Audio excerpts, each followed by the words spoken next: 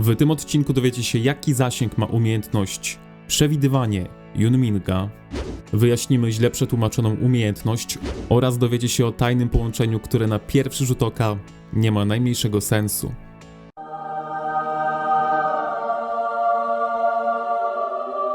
Oddalmy teraz Legiony i zobaczymy, jaki zasięg ma ta umiejętność. Teraz Legiony są już za daleko, troszkę za daleko. Przybliżmy się trochę, Magrat.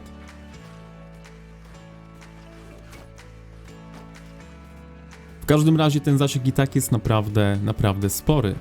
Siemaneczko, z tej strony Anioł, witam cię serdecznie na kanale. Dziś przyjrzymy się najlepszemu magowi w grze. I nie, to, że nazywam go najlepszym magiem obecnie, nie są to słowa rzucane na wiatr. Ogólnie myślę, że głównie to sprawka Yunminga, ale mamy tutaj bardzo ciekawy raport. Jak widzicie, mamy 51 poziom Yunminga i 53 poziom Gromary. Obaj bohaterowie mają tylko pierwszą umiejętność na poziomie drugim. Pupil jest również bardzo słaby, artefakt jaki jest, widzimy. No i taka para potrafi wyjść na plus w KD. Chyba więcej mówić tutaj nie trzeba, prawda? Także jeśli ktoś z was jeszcze się zastanawia, czy warto robić nowych bohaterów, no to Yunminga jak najbardziej warto. Yunming jest najmocniejszym bohaterem w grze, o czym dowiecie się w dalszej części tego filmu.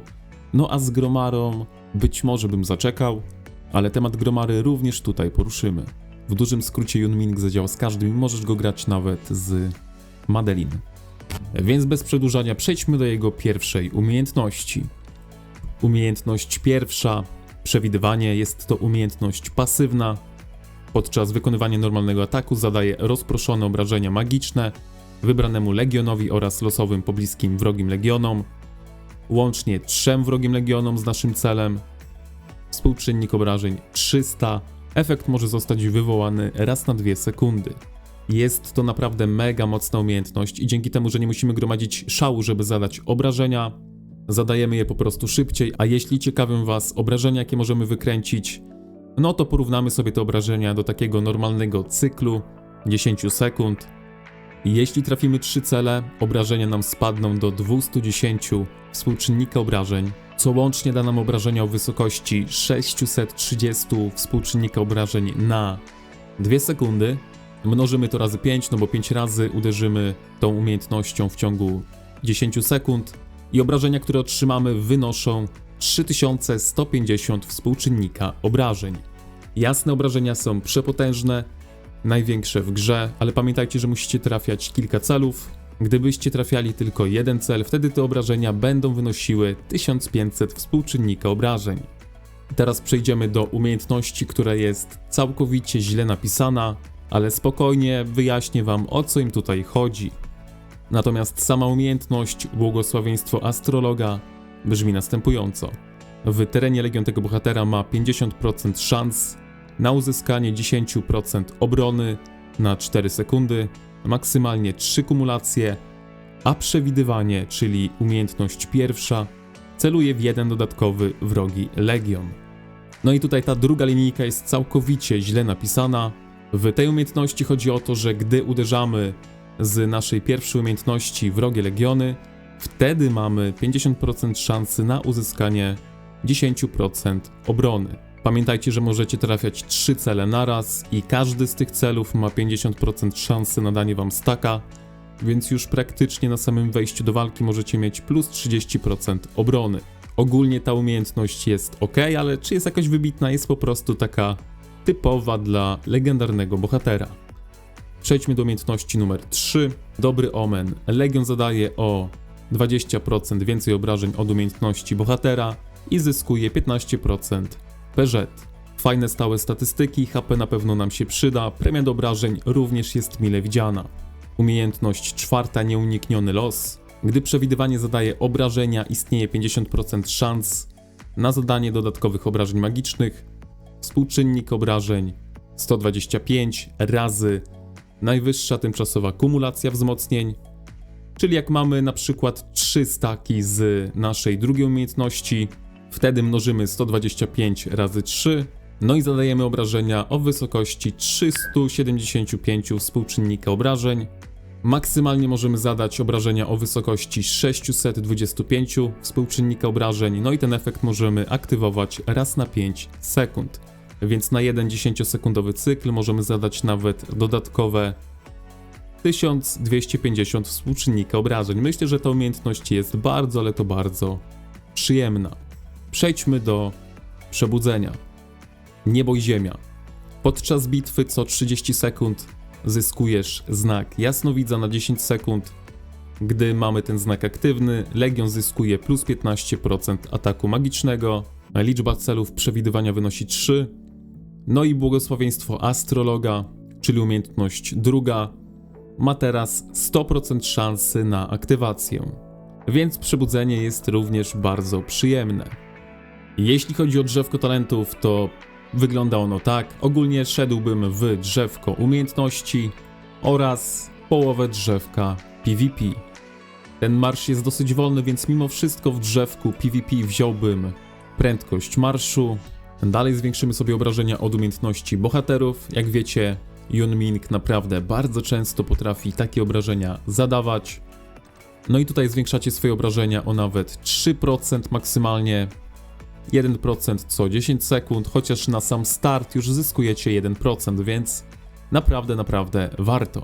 Jeśli chodzi o takie uwagi, to nie polecam iść w drzewko magii, jeśli gracie Yun Minga z Gromarą, z tego względu, że ikonoklazm zaliczany jest jako synergia, a synergię również otrzymujemy, gdy Gromara użyje umiejętności wpadania w szał, więc te dwa bonusy się eliminują, nadpisują.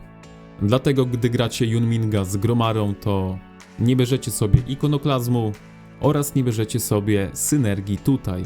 No i ogólnie gdybym grał go z Gromarą, to grałbym go pierwszego z tego względu, że tutaj mamy drzewko PvP, które jest lepsze nawet od tej połówki magii. Z tego względu, że ta umiejętność nie zadziała ani z Yun Mingiem, ani z Gromarą. Ten talent ostatecznie jest ok, ale mamy tutaj naprawdę bardzo długi cooldown i myślę, że zwiększanie swoich obrażeń będzie mimo wszystko lepsze. Pamiętajcie, że tutaj już na start macie 1% więcej. Ja wiem, że to może niewiele, ale Yun Ming ma naprawdę częste te ataki i uderza obszarówkami, więc naprawdę myślę, że to może się sprawdzić. Natomiast jeśli chodzi o pary, to oczywiście każdy wam powie, żeby łączyć go z Gromarą, aczkolwiek żeby Gromara była użyteczna, tutaj jest bardzo ciekawe, żeby Gromara była użyteczna, no raczej będzie trzeba ją przebudzić. Nie oszukujmy się, druga umiejętność Gromary jest umiejętność pod garnizon, a zrobić ją 5, 1, 5, 5, żeby tylko ją zrobić, no to umówmy się, średnio się to opłaca, więc jeśli nie chcecie przebudzać Gromary, to mamy tutaj bardzo ciekawy odpowiednik Gromary. Mianowicie mamy tutaj Taleję. Jeśli sobie porównamy Taleję z Gromarą, to wyjdzie na to, że są bardzo, ale to bardzo podobne. Taleja może nam zaoferować 50%, powiedzmy sobie szczerze tutaj. I druga umiejętność Talei działa idealnie, działa naprawdę idealnie z pasywką Yun Minga, z tego względu, że Yun Ming co 2 sekundy zadaje obrażenia od umiejętności bohatera, co za tym idzie aktywuje drugą umiejętność Talei, która trwa 3 sekundy, więc czas trwania umiejętności Talei jest 100%, a powiedzmy sobie szczerze, z żadnym innym bohaterem ta umiejętność praktycznie nie działa. Więc tutaj mamy 50% statystyk, Gromara natomiast może nam zagwarantować 15% skill damage'a i 25% ataku. Więc tutaj mamy 40% statystyk. Także punkcik trafia dla Talei. Jeśli porównamy sobie tę umiejętność, mamy tutaj 20% odporności na atak oraz mamy 20% obrony. Łącznie mamy 40% statystyk. Taleja natomiast również ma 20% odporności na atak, natomiast mamy tutaj również plus 20% hero skill damage'a. Tutaj te umiejętności się zerują, można powiedzieć, że mamy taki remis, chociaż Taleja w tym wypadku jest bardziej agresywna, mamy tutaj obrażenia, natomiast Gromara ma tutaj obronę. Także mimo wszystko, mimo tego remisu, schylałbym się ponownie w stronę Talei. Porównajmy jeszcze umiejętności wpadania w szał. Gromara ma obrażenia o wysokości 1800 skill faktora oraz zwiększa obrażenia od umiejętności bohatera o 10%, natomiast Taleia ma 1600 skill damage'a oraz zwiększa damage dealt o 15%. Damage dealt zadziała z pupilem, z autoatakiem oraz z artefaktem. Więc tutaj pomimo różnicy 200 punktów skill damage'a powiedziałbym, że ten damage dealt nadrabia bardziej, zdecydowanie bardziej niż hero skill damage. Dlatego tutaj powiedziałbym, że jest taki remis. Więc jeśli nie chcecie przebudzać Gromary, Taleia jest naprawdę świetnym wyborem. Po pierwsze w statystykach jest bardzo podobna do Gromary. Po drugie, co jest bardzo ważne, możecie ją zrobić 5-5-5-1 bardzo łatwo. Natomiast zrobienie Gromary 5-1-5-5 może was kosztować mnóstwo nerwów. Nie ma co się oszukiwać. Przebudzona Gromara oczywiście będzie lepsza od przebudzonej Talei, ale jeśli chcecie zaoszczędzić trochę tokenów, żeby je wydać na przykład w piechotę albo w cokolwiek innego, to naprawdę Taleia jest świetnym wyborem. Oczywiście to nie jest tak, że sobie coś tutaj wymyśliliśmy. Tutaj mamy raporty od Slawkowicza. Widzimy, że Taleia z Mingiem wysuwają się naprawdę bardzo mocno na prowadzeniu. Oczywiście to nie jest jednorazowy przypadek. Tutaj macie przykładowe raporty z Gromarą 5-1-1-1 i 5-1-2-2. Więc naprawdę, no ci magowie są przepotężni. Tutaj macie takie KD, kozy z Yunmingiem. Zobaczmy sobie na build tej kozy jeszcze.